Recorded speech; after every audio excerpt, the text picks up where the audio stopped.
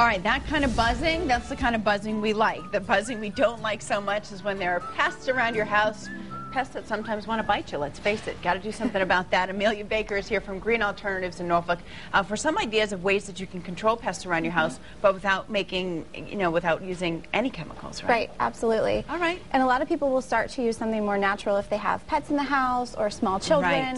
Right. So using a natural alternative will make it safe for both humans and any little critters you have running around your house, your domestic pets, nothing bug critters. It kind of looks like you brought your spice rack.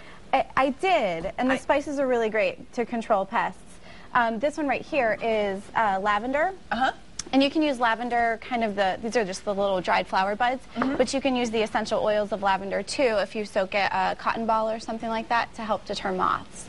So I know some people do have problems with moths. That's a great way to keep them out of your closet. So so if you use like a dry product like this, could you sprinkle it in with clothes that you were putting away for the season or something? Sure, absolutely. You could put it in a little pouch or anything like that that still lets the aroma out. Satchel? Yes. Okay.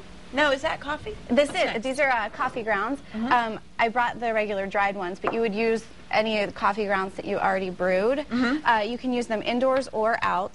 You can use them in the garden or around the perimeter of the house, but they help deter ants. Oh. So if you know where ants are coming in, if you know there's a door that's has a little crack or something like that, and the ants kind of travel in, if you sprinkle them just outside the door, the ants will not come through the coffee grounds. Now, why do they have to be brewed already?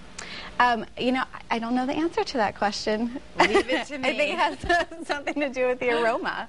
Oh, okay. Or maybe it's just that's why you see all the spices here. It's the aromatic quality of them that turns off the pests. Okay. I don't have to know the answer to that question to follow your advice, Amelia. We trust you. You just say because I said so. Because I said so, yeah. All right. And then these last two are pepper and garlic, and they kind of work the same.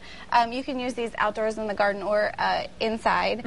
You would put these kind of in cracks or crevices, things that you can't really seal up, and just sprinkle them in there. So it will help deter the bugs so they don't crawl inside the cracks and come inside the house.